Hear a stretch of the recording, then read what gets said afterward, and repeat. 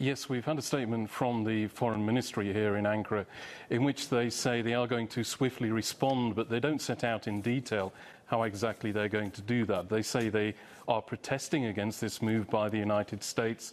They say it's not explained through justice or fairness. It's an intervention in the Turkish legal system.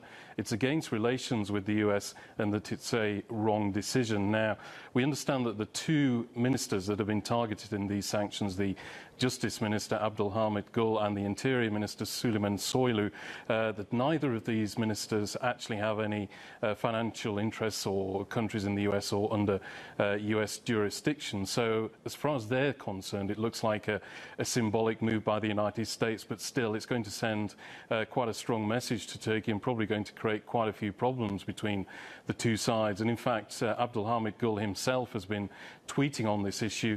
He says that he doesn't have any property or financial interests outside of Turkey. The only dream he had, he said, is to live and die in this country, and that he said he hopes to retire one day to an olive farm in Gaziantep in the south of Turkey. Well, they have been at odds on a number of issues. So where does this really leave Turkey-US relations?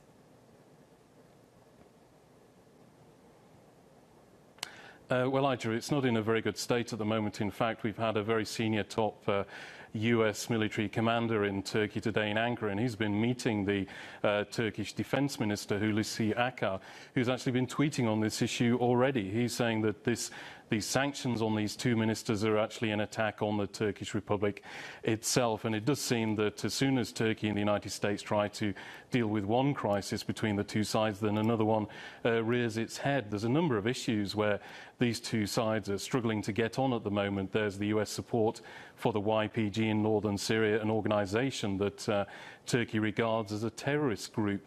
There's also Turkey's decision to buy a missile defense system from Russia.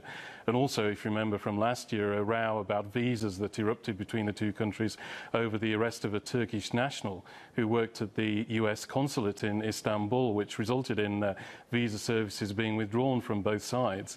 A series of working groups were set up by Rex Tillerson when he came to Ankara earlier this year to try and tackle all these issues, but it does really seem that a lot of these issues are still a long way from being resolved.